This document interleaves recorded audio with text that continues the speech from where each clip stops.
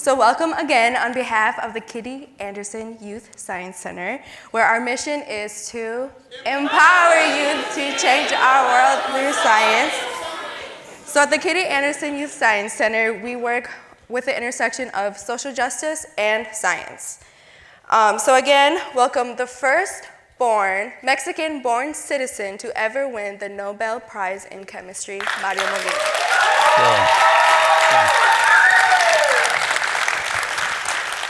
So Mario, do you want to give everyone a little bit of your background so they know who you are?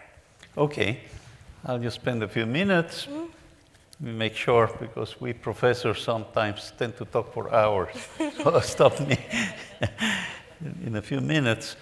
I was born in Mexico City and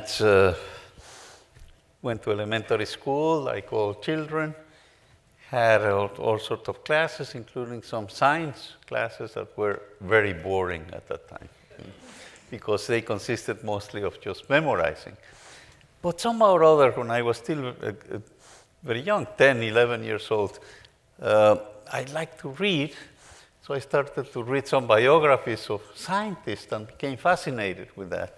Then I got, my parents were very nice with me at that time, and they gave me a chemistry set to do experiments. And I was fascinated actually doing science and doing experiments rather than just memorizing issues. And I remember I also got a toy microscope and discovered in some, I had some lettuce that I let rot in water.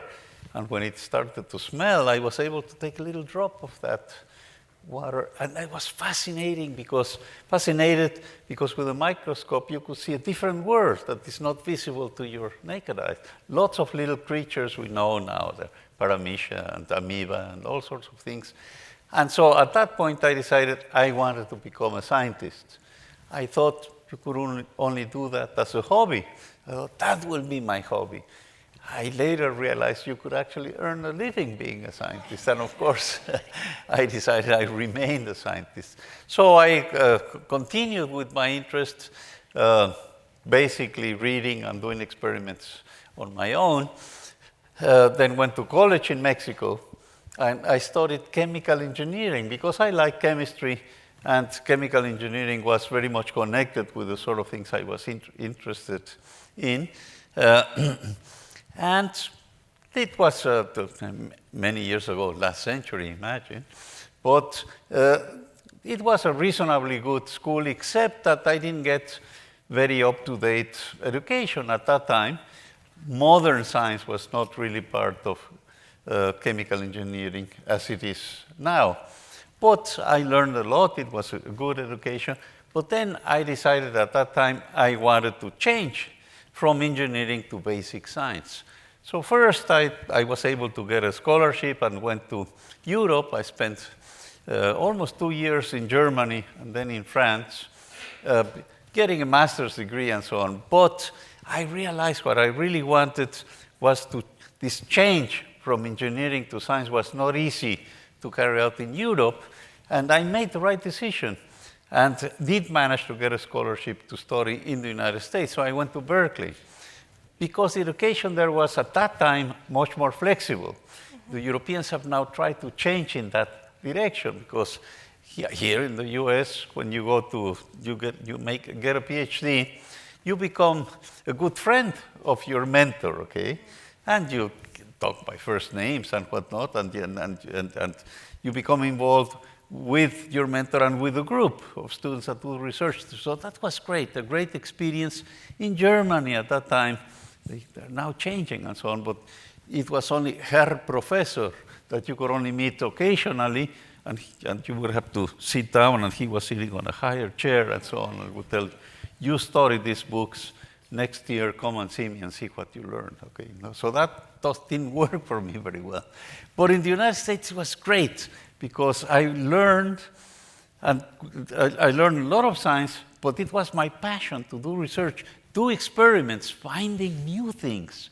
And you know, if some of you here in the Science Museum, how satisfying it is if you do things and you see that they work, experiments that they work. But it's even more fascinating when you're working, like I was, with a very well-known mentor, and you do things that are new, that you're the first one in this planet that finds out. In my case, it was on chemical lasers, how some reactions take place, and so on. So I was very happy, but it was very hard work. But I did finish my PhD at Berkeley, doing very basic science, and then with a colleague that I had met before that was also doing very basic science, his name was Sherry Rowland, decided to work with him, and we both decided to do something more applied. Something where we could apply this fundamental science, perhaps, so that it would have some impact on society. And we chose just to work on out of curiosity, to pick up an example of something that was new in the atmosphere. We were not atmospheric scientists at that time, so we chose a problem so that we would learn about it. The problem that we chose is what happens to certain industrial chemicals that were just being developed, that they are not natural. You heard a very nice presentation before we were talking that described what went on and then afterwards. But essentially, we realized that these chemicals, we didn't know that they would have a very strong environmental impact because they would affect the ozone layer, which is up there in the stratosphere, protects us all from ultraviolet radiation that causes, among other things, skin cancer. Okay, so we certainly realized that we had a big problem that was not, we had the science, but first the science had to be checked by our colleagues. And then we had a big challenge of trying to convince society to do something about it.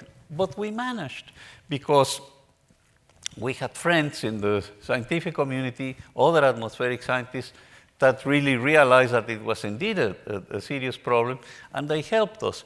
But then we decided we have to communicate this to society. That was a challenge. We didn't know how to do that.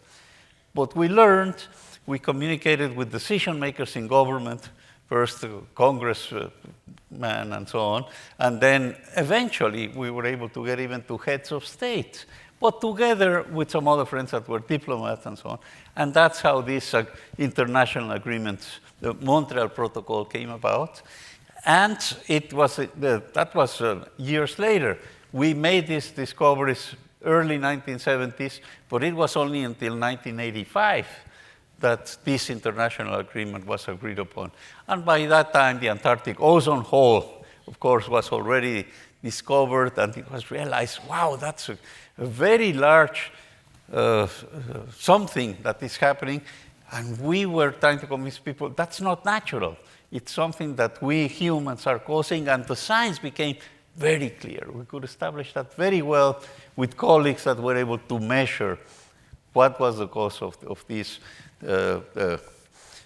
phenomenon where, you know, in the Antarctic stratosphere, at certain altitudes where ozone is normally most abundant, in the springtime, not at night, which lasts many months, but during the springtime when the day begins to come up, which again takes several months before the night comes again. Okay?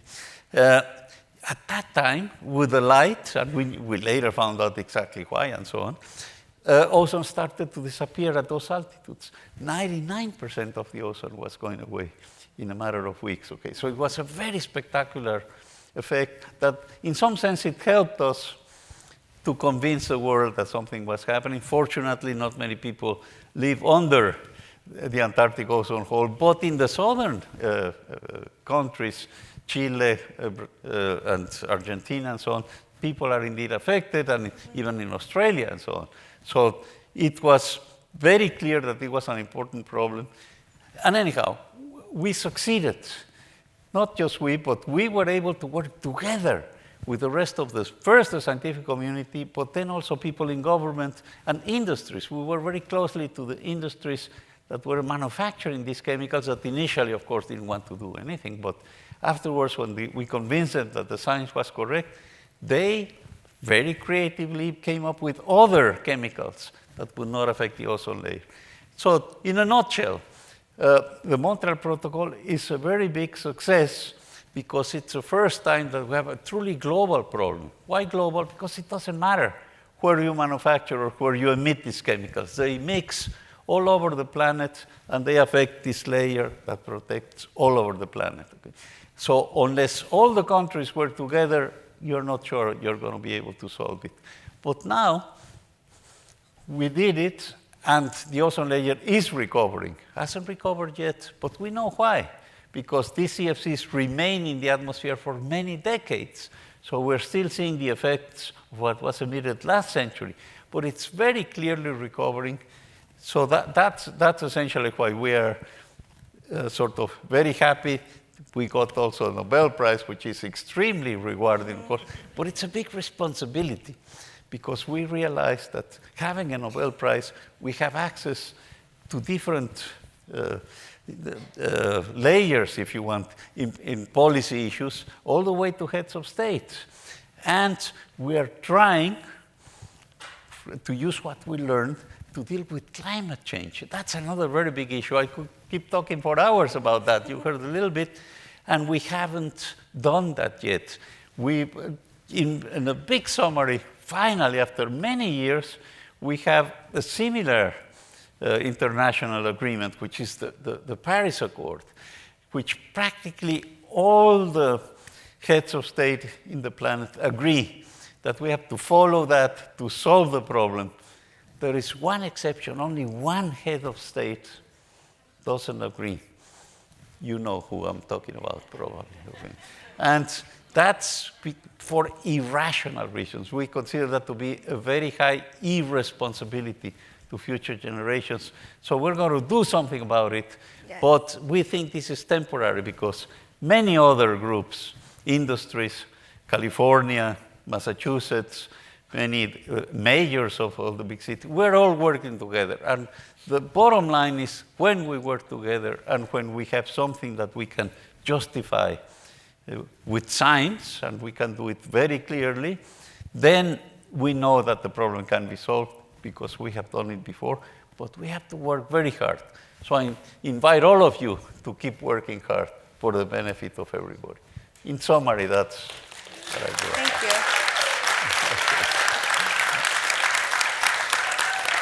So you talked a lot about working with politicians, students, people from different countries. Just in general, you talk a lot about teamwork. Right. So do you see yourself as a change maker? And what is a change maker to you? Change maker is when you find something. We were in some sense reaching that goal when we realized that humans were affecting, in this case, a global environment. Okay? Because we already knew that there were environmental issues. You're polluting rivers and so on and so forth. But a change maker is when we found that humans are really changing the functioning of the entire planet. Of course, later that became much clearer. There are now scientific papers and groups that are trying to find out what other things are changing globally. There is a group that I've been part of them, to some extent writing some papers, where they talk about so-called planet boundaries. Okay? What are we doing to the entire planet that is worrisome? We're changing the nitrogen and phosphorus cycles, for example. We're acidifying the oceans. Climate change is still one of the largest, if not the largest threat that we have. But another very worrisome part, those of you that like biology, for example, or ecology, is the loss of species. Okay? We're losing, we are approaching a mass extinction of biological species, but they are not disappearing naturally. They are disappearing because we humans are doing a lot of deforestation and using a lot of land for agriculture. So the point is, you should be much more careful now, because those are very important components of ecology that will be very important for future generations, to make sure that we don't deplete all the natural resources that we have to count on for our survival and to achieve a reasonable standard of living. Thank you. So here at the Kitty Anderson Youth Science Center, we have a lot of youth and we have a lot of young adults that work here. So with all this work that you did you have a mentor, and how important is mentorships between young people and adults? I think it's very important. Of course, the main mentor I had, I didn't have time to explain that anymore, but that was in my PhD doing research. It was George Pimentel was his name. He wrote a number of texts. But he made some movies also about explaining science to the public. But we became very good friends. Okay? And so that was a very important relationship, if you want. At that time, not connected with environmental issues, but just with learning science. He was passionate about science, and of course I was passionate about science as a graduate student. Before that, in Mexico, in college, many of my teachers were not particularly good because at that time, the University of Mexico was just growing, the national university. Now, it's become more like American, European universities where the professors do research. But at that time in chemical engineering, some of them were just working in industry, maybe not necessarily doing science or engineering, and they lectured just a little bit as a hobby. And I later realized not all of them understood science very well, okay? But a few of them were magnificent. Those were also my mentors.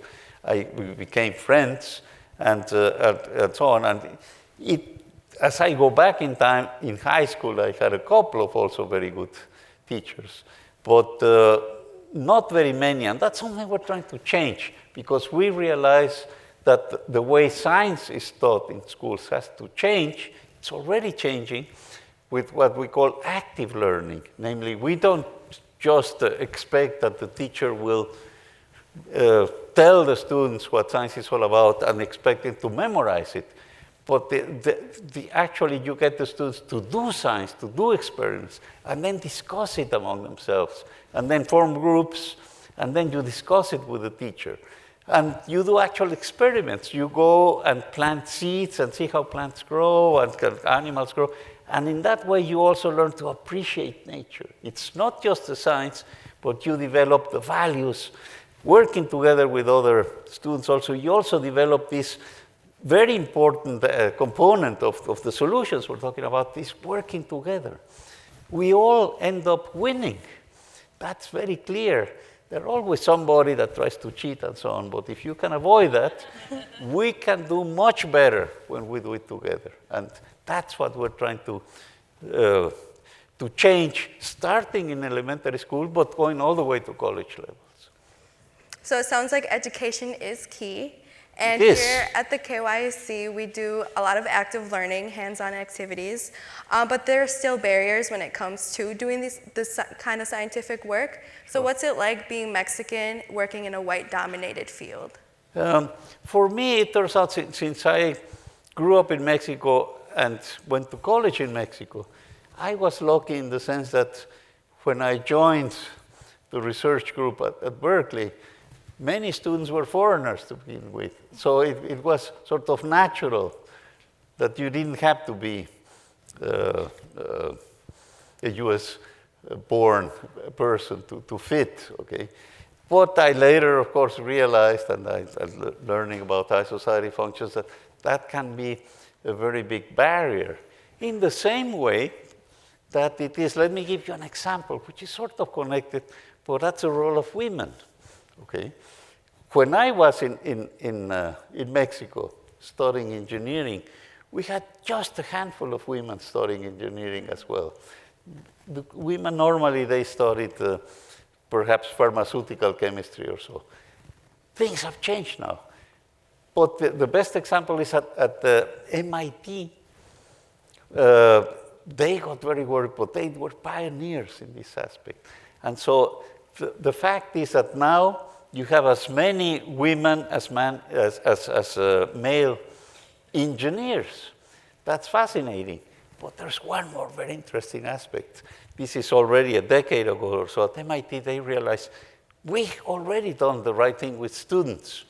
But something is wrong because practically all the managers, the president, the chancellor, they were all male.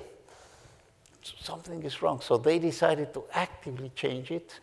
The next president was a woman, a very nice and very efficient president of MIT.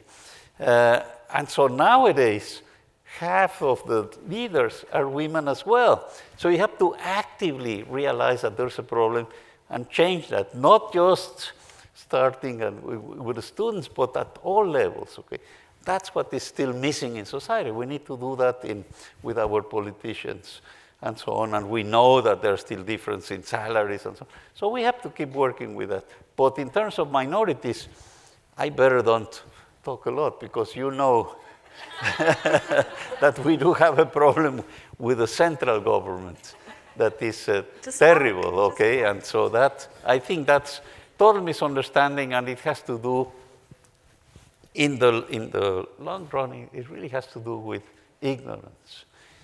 I'm going to tell you something, but there's no press around, I hope.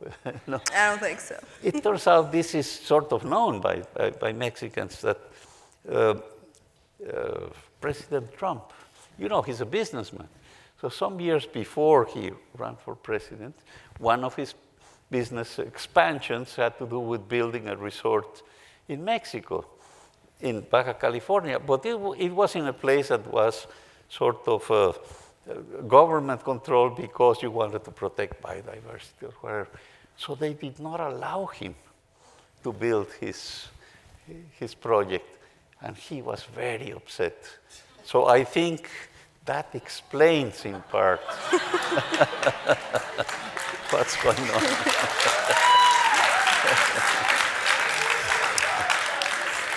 So I see that a few hands are already up, so we can get to the question and answer. But before I do that, I forgot to do something because I'm a little nervous up here. But I have 5 brothers. And 5 brothers, wow. 5 brothers, and I'm the oldest and only girl. And so we're always like competing to see who's like the coolest kid or whatever. And so one of my brothers was just named like one of the best baseball players in Minnesota. Cool, whatever. And then my other brother is graduating this June. He's the first one ever on my mom's side to graduate college. So that's cool too. But I'm up here with Mario Molina, and I think that's cool.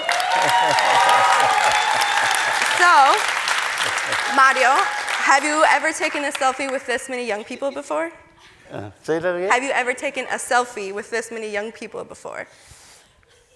I wouldn't know how, but go ahead. All right, so we're about to take a group selfie, and then we can get to the Q&A. So, this is how you do it. Okay, how do you do it? Okay, so we're gonna face this way. Okay. And then everybody's gonna be in the background, stand up, get close, you know. I'll go this way. Wow, oh, this way, okay. And so, do you see how everyone's in the Oh, I background? can see everybody, wow. Yep. So we're gonna, okay, ready? Ready? We're gonna count in Spanish, okay? 1, 2, 3. All right. Okay. You got a selfie. My nose and all of you.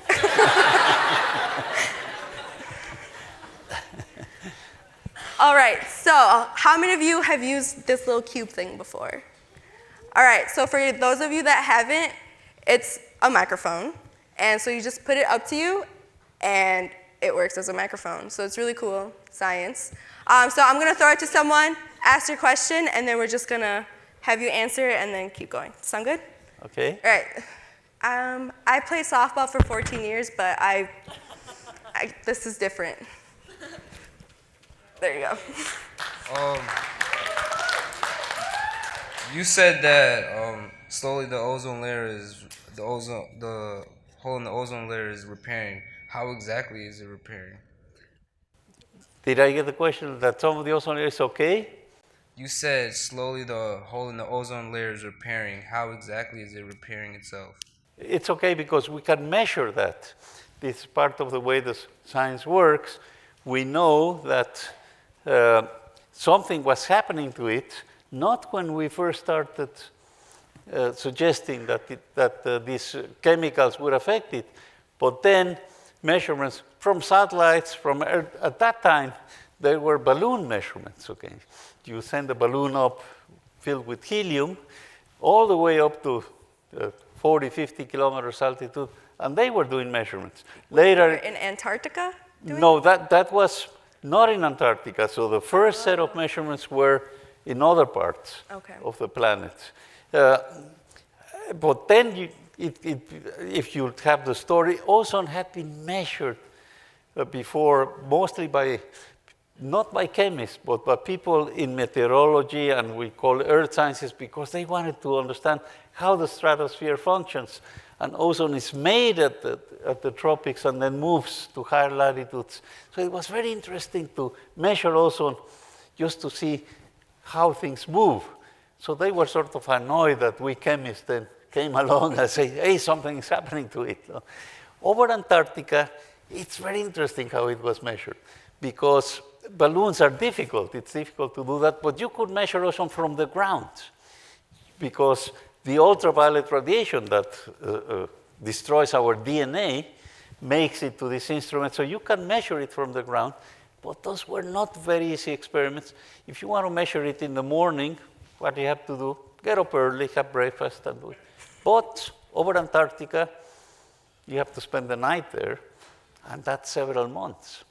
Okay, 3 or 4 months. So you spend the night, then you get up, you certainly have time for breakfast, but then you start measuring, and the first few weeks, that's when the ozone hole appeared.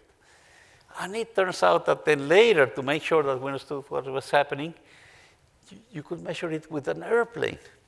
The airplane could not take off from Antarctica because there are no good airports there, so it took off from Punta Arenas, which is the southern tip of Chile in South America.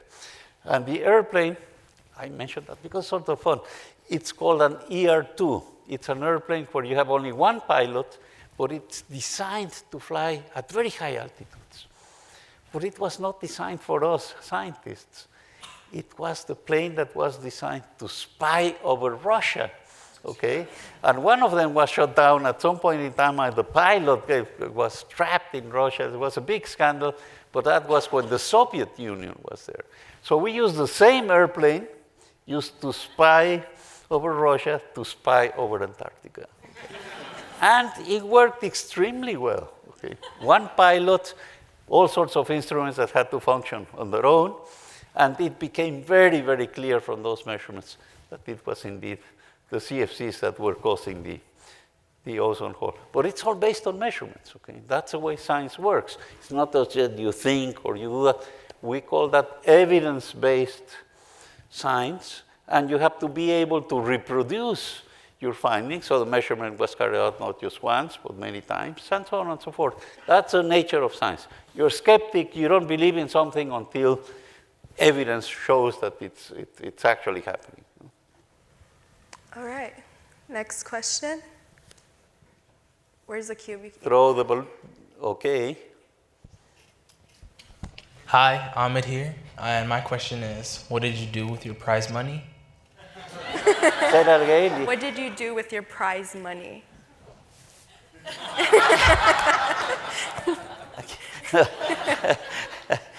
I used more than half, something, almost 2/3, to set up some scholarships.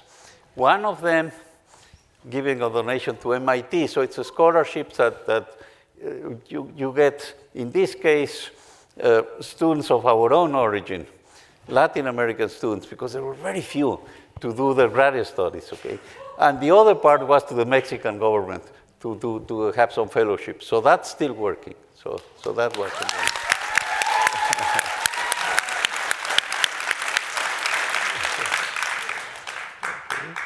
One of your most recent projects you've been working on? The projects I'm working on now are, I switched. I have been doing a lot of science at MIT, having a group of students doing research, and we learned a lot, first about the stratosphere, explaining the ozone hole and so on, but then we switched to air quality, and we did a lot on air quality studies, for example, in Mexico City. We worked at Mexico City was the most polluted city in the planet for a while. But then we were able, with MIT's help and working with the Mexican government, to improve that quite dramatically, just like Los Angeles, okay? But later, after getting the Nobel Prize, I decided I had to change somewhat, because you get this responsibility that you realize you can access people at higher levels. So I decided to have this study center in Mexico, in which we would do more science policy projects. And that's the sort of thing I've been doing in Mexico with energy issues, as well as environmental issues, air quality, but also climate change. Mexico was sort of a leader among developing countries in setting up something like the Paris Agreement, okay? But also keep working in the United States. I teach in San Diego, and there I'm more involved with collaborating with my research colleagues, finding out how particles that come out of the ocean form. You know, particles and ozone are the two things that you don't want to have with poor air quality. So we have to understand how they are formed and so on. So that's the science part.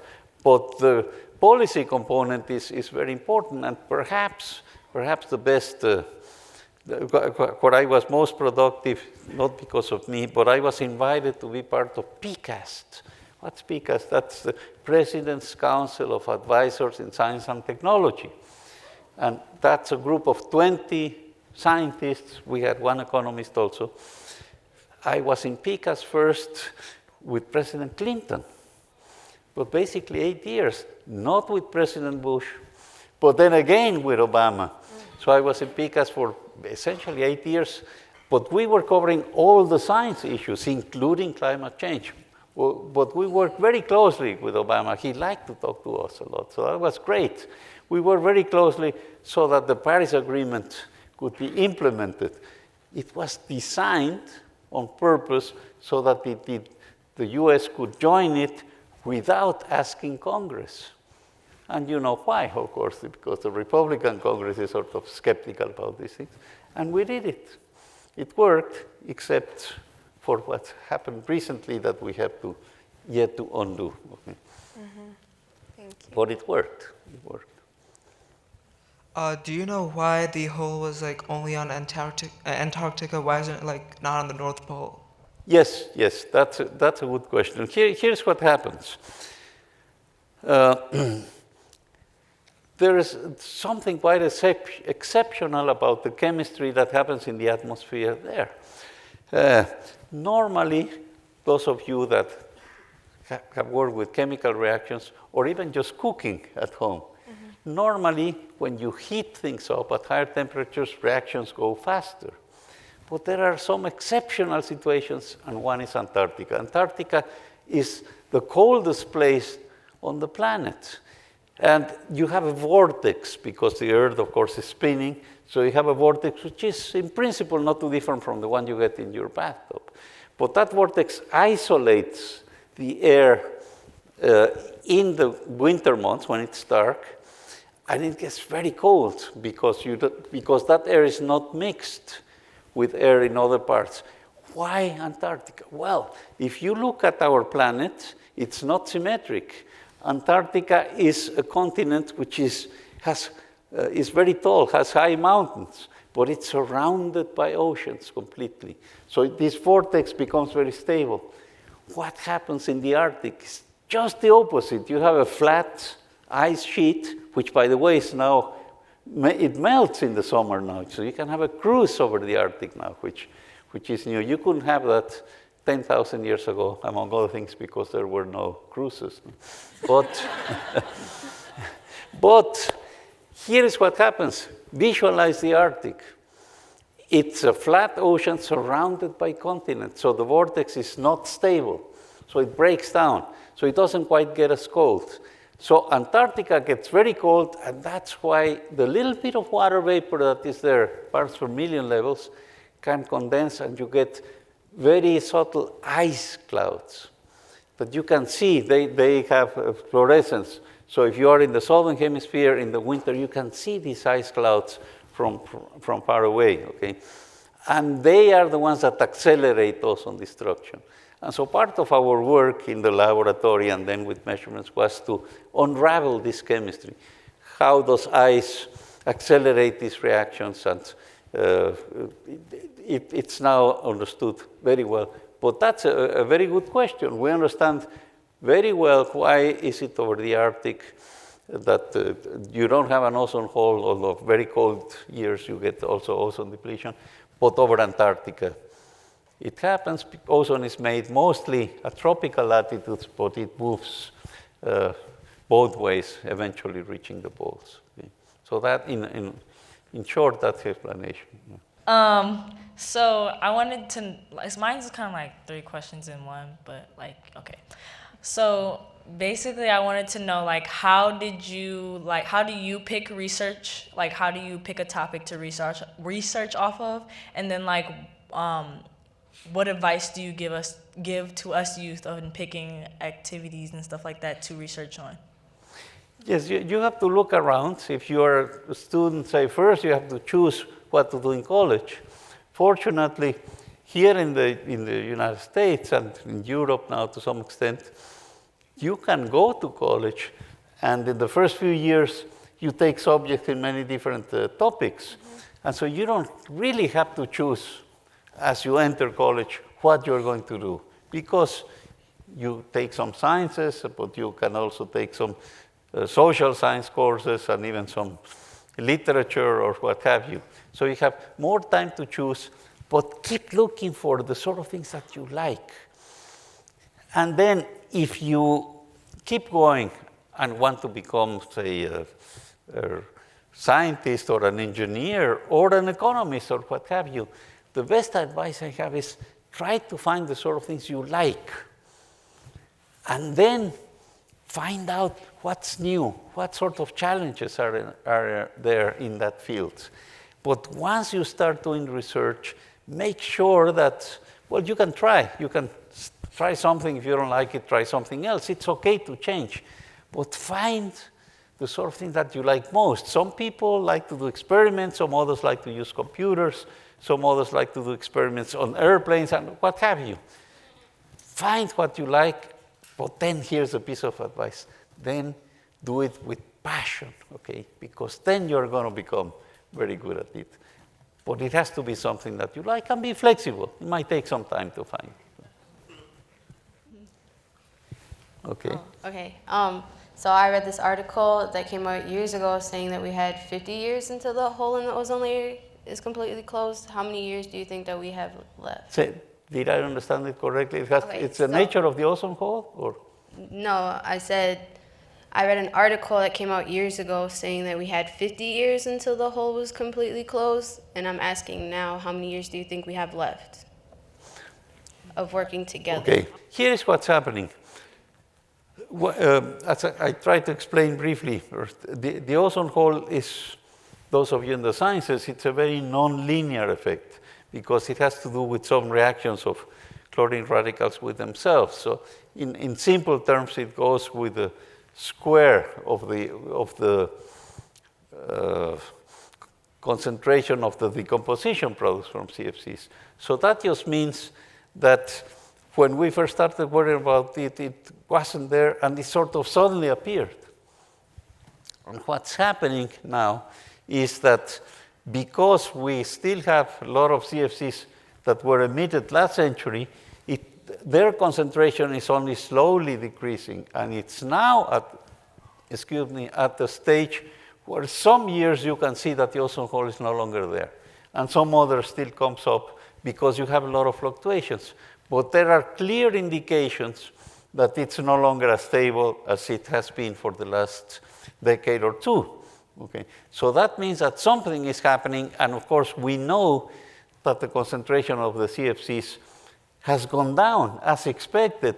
It hasn't gone down to zero because of this long lifetime, but it has gone down exactly as predicted, because we know how long it takes for them to get to sufficiently high altitudes to be destroyed by very short wavelength solar radiation, short wavelength ultraviolet, that breaks also molecular oxygen. That's how you get atomic oxygen, and that's how you make ozone. Okay, so in a nutshell, you have to acknowledge that there are all sorts of changes from year to year. Changes that have to do with the climate, that it doesn't change smoothly. But considering those changes, the observations very clearly indicate that it is already healing. And we need to probably wait another decade or two before you see a really very big change and it going back to normal. There are some caveats. I'll just mention one. Climate change, the fact you're changing the composition of the atmosphere, that means that you're changing the climate. So it's actually getting warmer down here, but it's getting colder in the stratosphere. That's what you would expect if you do the energy balances. And that means that you're going to delay the recovery of the ozone layer because of climate change. How much? It depends on whether we tackle the emission of carbon dioxide and other greenhouse gases coming from burning fossil fuels. If we do that, then it will recover sooner. Okay. Go ahead. I wanted to know how exactly the CFCs affected the ozone layer. How what? How exactly did CFC affect the ozone layer? Okay, here is what happens. I didn't explain that in any detail, but the CFCs were invented as miracle chemicals to replace refrigerants that were used at the beginning of last century when electric refrigerators were first invented. That was early in the last century, okay, in the 1910 and so on, 1920. And they used refrigerants that were sort of very worrisome. Some of you might have handled these gases, but the main refrigerants were sulfur dioxide. Any of you have smelled that? No. Or ammonia. Perhaps some of you have smelled that, okay? But imagine a refrigerator like that breaking down. And if you have it in your living room and you're sitting there, that can be even dangerous. Not only smells very bad, but if you cannot move away fast enough, it can affect your health quite dramatically. That's why it was a very big success to find chemicals that you could use instead of these nasty chemicals. And one proof that they worked is that you could then use them also in spray cans. Imagine using a spray can with ammonia. You just couldn't think of that, okay? So spray cans only became available. They were used with hydrocarbons to some extent, but they became readily available when these miracle chemicals, the chlorofluorocarbon or CFCs, were invented.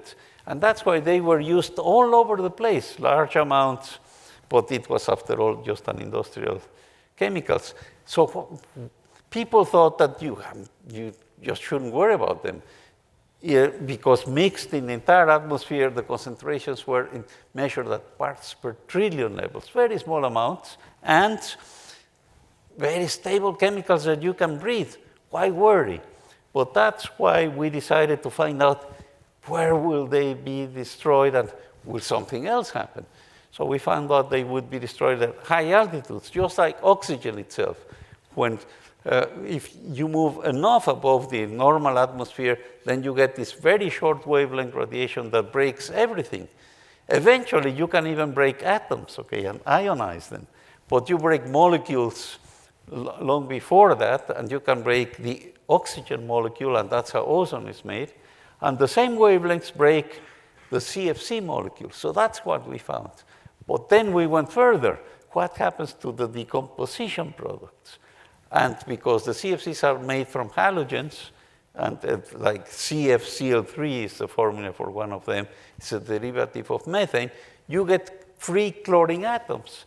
And they are free radicals, okay? Radicals in the sense of chemicals, not of people, because there are some radicals that somewhere out there. Free radicals are species that have an odd number of electrons, and they react very fast. So they happen to react with ozone in a very peculiar way, because one atom of chlorine destroys an ozone molecule, and then with subsequent reactions, I don't have time to explain that, you recover the chlorine atom. So a single chlorine atom can destroy thousands, tens of thousands of ozone molecules. That's what we call catalysis, which is important in chemical engineering.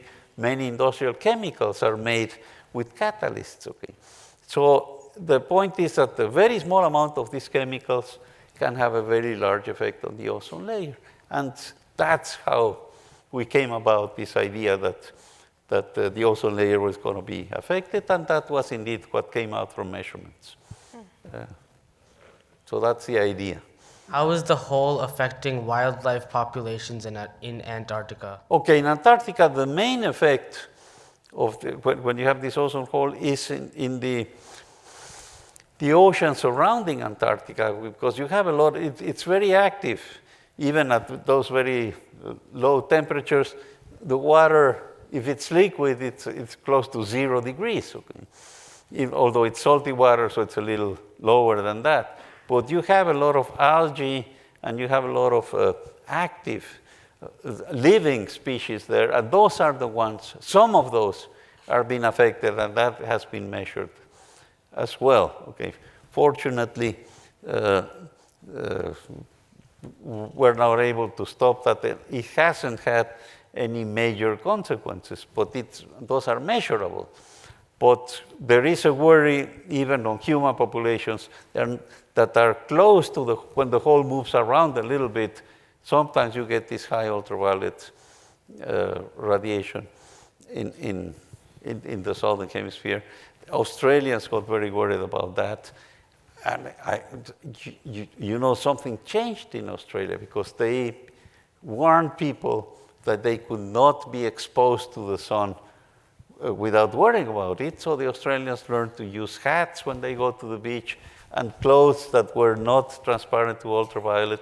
So the Australians did change, because the incidence of skin cancer was changing. But I must add this. It's quite interesting, but I'll be very fast. You know that people with dark skin, they evolved mostly closer to the tropics, and people with very light skin at much higher latitudes. Why? Well, because close to the tropics, that the ozone layer is thinner, you get more ultraviolet radiation, and if you're dark-skinned, you are not so susceptible to skin cancer. Okay. That's the way we evolved. But what happens in Australia?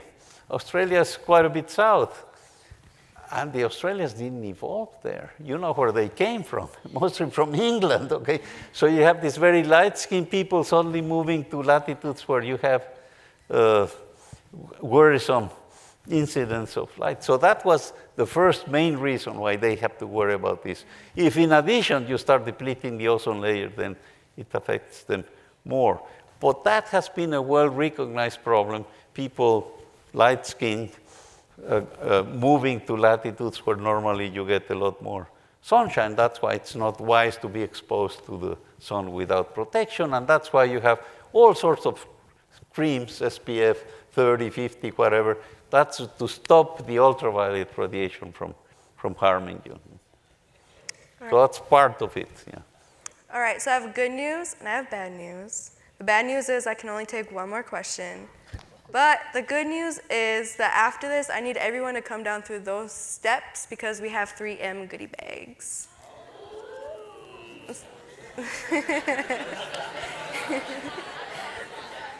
So we can ask the last question now. I want to give it to one other person after I'm done doing it. So I hope you could fit this question in between that.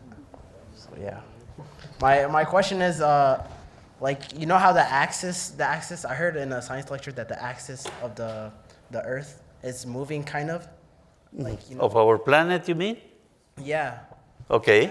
And then is there like related to the global warming? Oh, how does that connect to global warming? Okay. Let me see if I understood the question, but it's a very interesting one. It's actually the answer to the question, why do we have ice ages? Mm-hmm. It's not connected to global warming very clearly, but I'll explain you first why. What happens is our planet, of course, has a tilted axis, and it has the orbital around the sun is elliptical. But if you look in great detail why this happens, it's influenced by gravity and by other planets that sometimes come close and so on. So it turns out that you can calculate that there is what we call periodicities. Every 10,000, roughly 10,000, every 40,000 years, the geometrical aspects change. And you get the orbit to change its ellipticity, but you get also the axis because it's moving around, okay?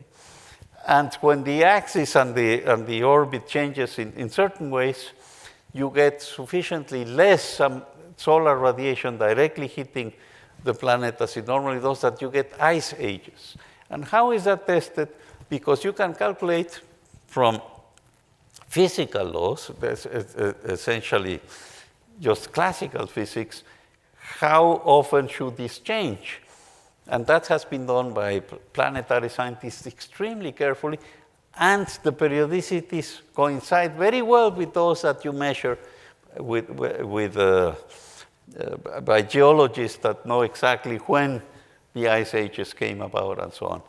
The interesting thing about that is that that's not quite enough to explain the big climate change, but if you add feedback from carbon dioxide, that if you cool a little bit, it begins to condense, so you cool more. And if you warm up, then there's more CO2, then you warm up more. So that explains the ice ages. But all these things happened very slowly, 10,000, 40,000 years or so. The climate change that we're looking at is a matter of a few decades. Okay, so all these explanations do not function for climate change. So one of the big characteristics of climate change that is very well understood and so on is that we are changing the climate at the speed that is not natural. Okay, it hasn't changed that fast in large geological timescales. So that's part of the reason. I'm not sure I was answering the same question that you're asking, but anyhow, it's a very interesting point. I hope that's what you were asking about. It's the geometry of the orbits. All right, so as I said, that does conclude our night. Thank you all for coming.